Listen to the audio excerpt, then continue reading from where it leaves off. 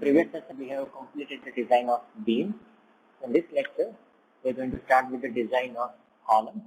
Right. So if you remember, we had a data with us. So let me have the data with you, out of which we're going to design a column called C10 column. Right. So let's add the data plan, that is. So we are doing the design of this plan. So in the previous lecture, we have done the design of beam 18, 19, and 20. Right. So now based on this plan, we are going to do the design of this C10 column. Right. We are going to design this C10 column. This is not B20. I think there is a mistake. This is B18. Right. This is B18 here, and this is B19, and this one is B20. Right. This is B20. Okay. Right. We are going to design this C10 column. So let's go back to the board. So this is the plan that we are doing the design for, right? So let's go back to the board now. So for doing, if we are doing the design of the C10 column, so I have drawn a column loading area, how much area of load that is going to be transferred to the column. So we are going to use the approximate method for load transfer, right? We are using the approximate method for transferring of load. So based on that, I have drawn a free body diagram, or only the area which is surrounded by column C10 out of that plan which I have shown, right, few moments back. So this is the column loading area.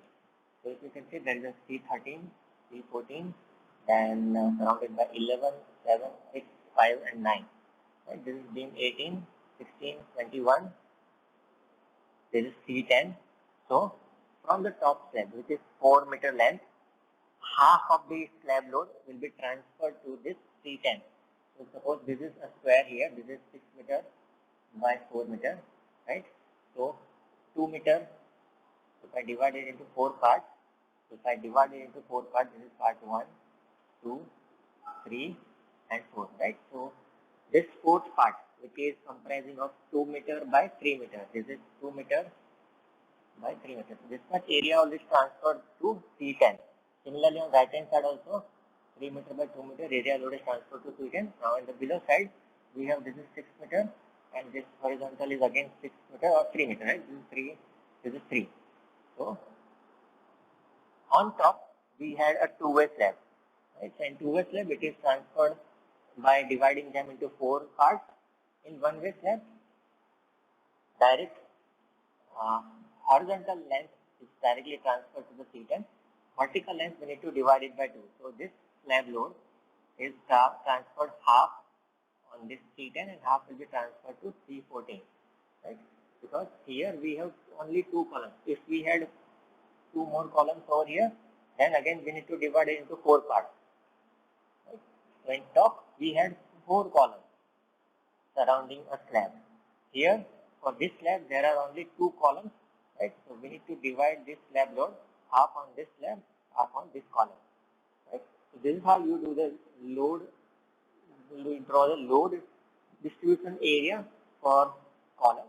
This again, I tell you that this is the approximate method, right? This is approximate. This is approximate method of load transferring, right? So before we calculate how much exact load is transferred, we need to first calculate the load of each and every element, that is sulfate of slab, live load, dead load, beam, right? So let's do that first. So load calculation we are doing for column number C10. So calculation of load. So we are doing it for column number C10. So now we do calculation of load. This is not on C10. Right? That will come in the next step. This is just the actual absolute load of the element, right? So first is roof load, because column is running from top to bottom, right? So on this column, the load will start from roof, right? The first element is roof. So on roof, we have slab, flooring, all those stuff. So first we have a live load, right? On roof, we have a terrace slab, right? Or you can write it as terrace slab. So we have live load over the roof, This live load is given in the data, which is 1.5 kilonewton per meter square. 1.5 kilonewton per meter square. Then sulfate of slab. We have sulfate of slab. So that sulfate of slab, area into density, right? Sulfate of slab is area into density.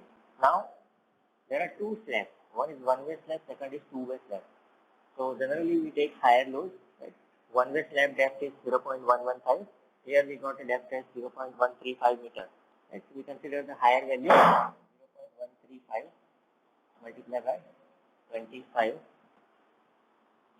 multiplied by 1. So this will give us 3.375 kilonewton per meter. 3.375 kilonewton per meter. Then we have roof finishing load, which is 1.5 kilonewton per meter square. So roof finish 1.5 multiplied by 1. So we get value as 1.5 kilonewton per meter. This much loads are acting on our roof. So make the summation of this 3. It gives us 6.375 total load.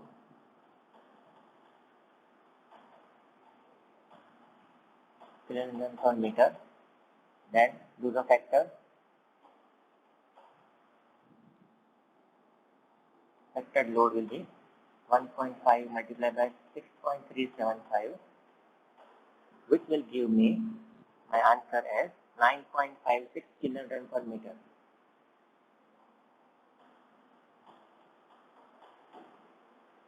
9.56 kilonewton per meter is the load that is coming from roof slab. This is not transferred to C10. This is total load. Out of this 9.56, how much should be transferred? That we calculate the next step. Next, we need to do the calculation for typical floor. So, let me rub this. Second is typical floor.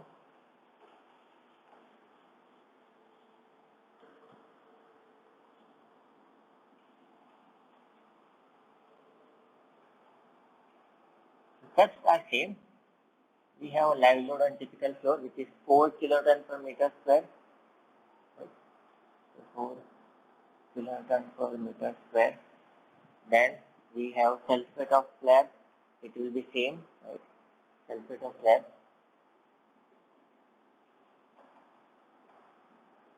0.135 multiplied by 25, which comes out to be as 3.375. Then we have floor finish, kilonewton per meter square. Then we have floor finish. So here the floor finish is 1 kilonewton per meter square. If you do the summation of all these three, we'll get our final answer as 8.375 total. 8.375 kilonewton per meter square, and then we need to do the factor. Factored load on typical floor is 1.5 multiplied by 8.375. It comes out to be as 12.56 kilonewton per meter square. 12.56 kilonewton per meter square. So this is the load coming on my typical floor. Next, we have load from walls, right? The third will be wall load.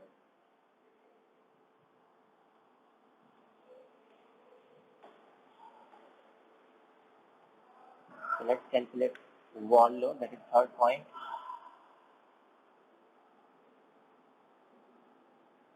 Right? So we need to see how many walls are coming, right? So first, we need to have a unit weight of masonry, which is given in the data.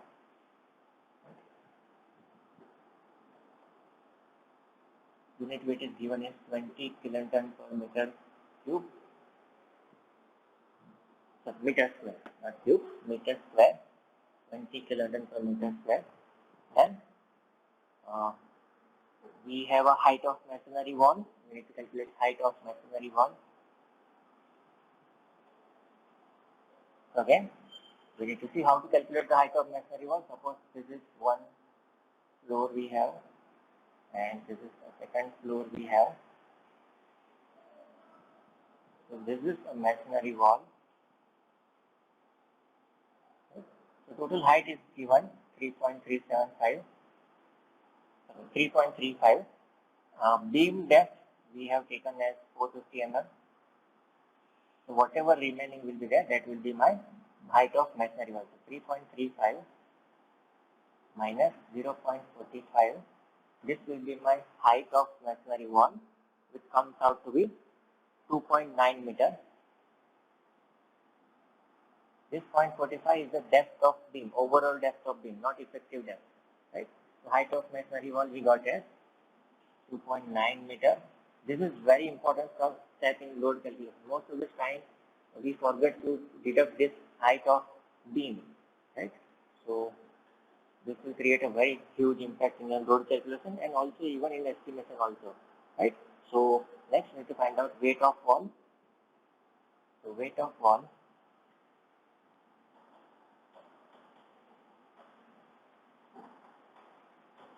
Now if you see this C10 in the plan that I showed in the beginning of this session, C10 is an interior column. So on this only interior wall load will be acting. No exterior wall will be transferring the load to C10. That's why we are considering only interior wall here. Suppose if we are considering C14, in that case we need to consider external wall plus internal wall. Right? So for this case, there are only internal walls which can transfer load to C10. That is why we have to calculate the weight of internal wall only. Right? So we need to see the thickness of internal wall, which is given in the data. It is 0.15. 150 mm is the internal wall. 0.15 multiplied by height 2.9 multiplied by density is 20. So if you calculate this value, you will get your weight of internal wall as 8.7 kilonewton per meter. And then you need to do the factor.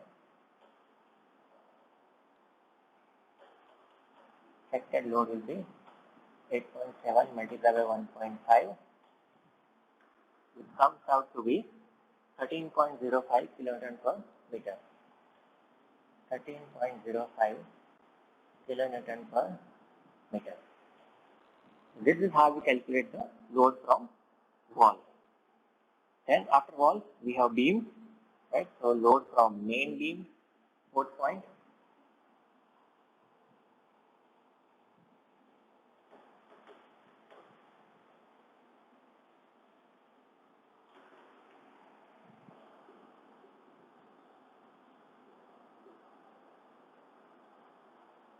Load from main beam.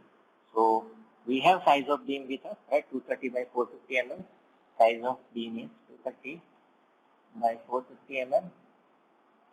Right. So we need to calculate the height of beam rib because the other part is already incorporated in the self-head of slab. Right. We understood this concept in the design of beam, in the load calculation of beam. Right. So beam rib we already calculated, I think. If you want to calculate again, it is 450 minus 135 slab, right? Depth of slab. Yes. So it comes out to be 0.315 mm or 0.315 meter. Now, weight of main beam.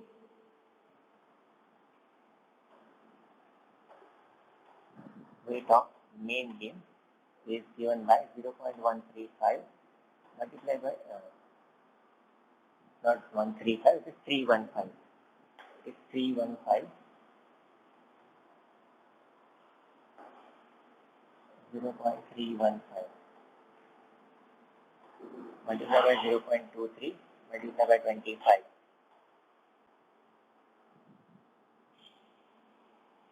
1.81 kilonewton per meter. 1.81 kilonewton per meter. Then factor this load again. 1.5 multiplied by 1.81. So the final answer will be 2.72 kilonewton per meter. 2.72 kilonewton per meter, right? So this is the load from main beam. Main beams means this three beams. This is 1, this is 2, this is 3, and this is 4, right?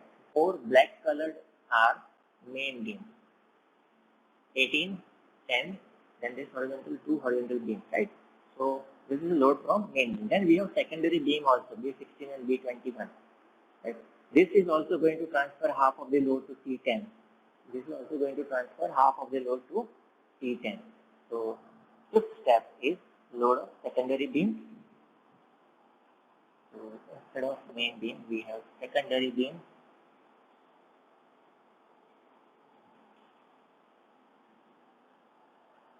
So if you remember, we have not done the design of secondary beam. So we need the dimension of secondary beam. So we need to assume the dimension of secondary beam. So let us assume size of beam is 230 by 300 mm.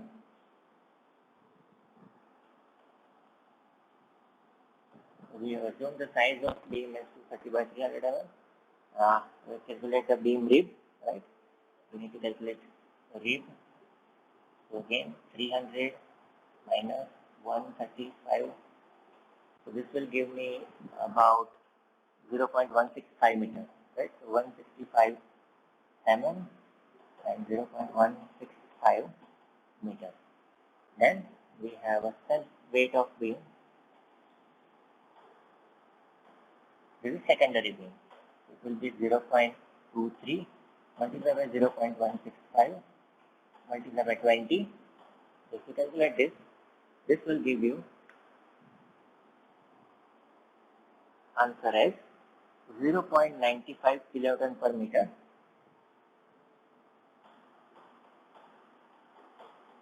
And if you do the factor, 1.5 multiplied by 0.95. So this answer comes out to be 1.43 kiloton per meter.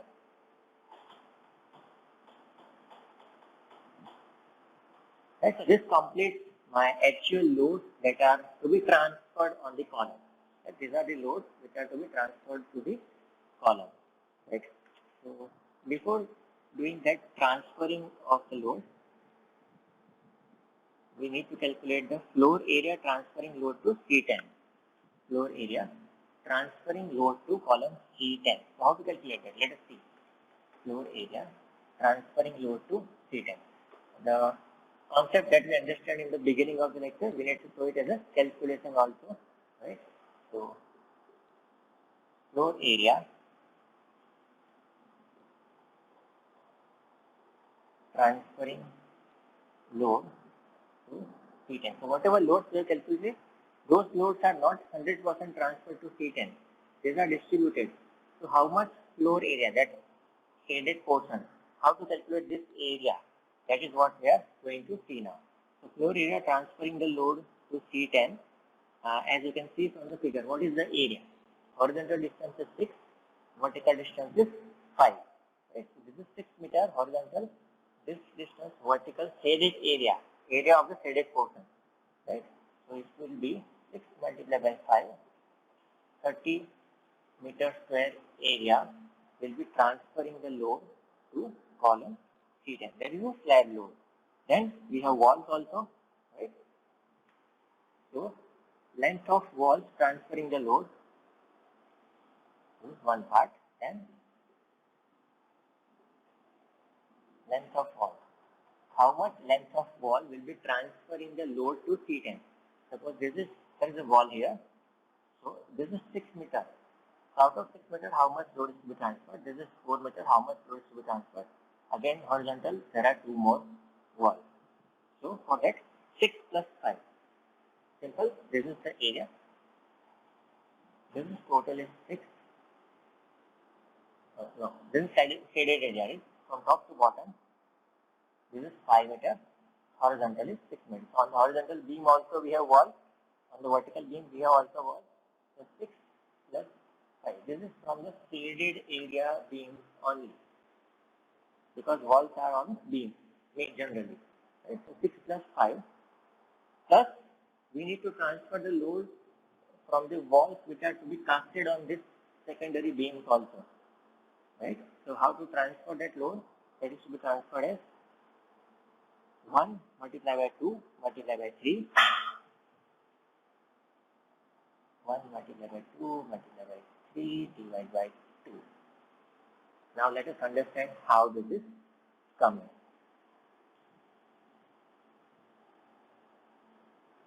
Alright, so we have two beams, right? Two secondary beams, right? So that is why multiply by 2. Now, what is the length? What is the length of this beam? Right? The length of this beam is 6 meters total, out of which only this much portion will be transferring the load. So this is 3 meters is for the half of the 6 meters, right? Half of the 6 meters, and half of this wall load will be transferred to this column also, and half is transferred to this column. So that is why again divide by 2, right? So this 2 is for two number of beams. This 3 meters is the length of the member, length of wall, and this divided by 2 is the load transfer. Half is transferred to this side, half is transferred to this side. Right? So if you solve this, the total length comes out to be 14 meters. And then we have length of main beam.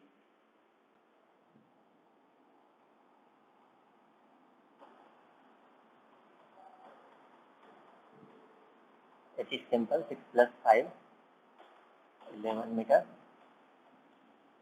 Area of this, right, 6 plus 5. Then we have length of secondary beam. We have length of secondary beam.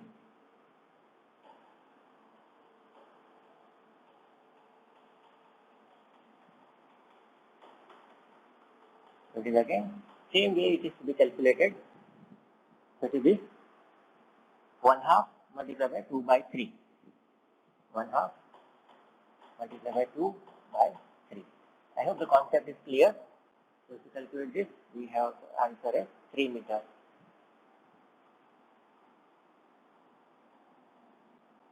Area, we have length, right? So this much area load, this much length load is to be transferred on the C10 only, right? So in the next session, we will see that how to exactly calculate the load which is acting on my column C10 using the approximate method, right? So with this, we end this session here. Thank you so much for joining me in this session, and keep practicing, keep learning. See you in the next session.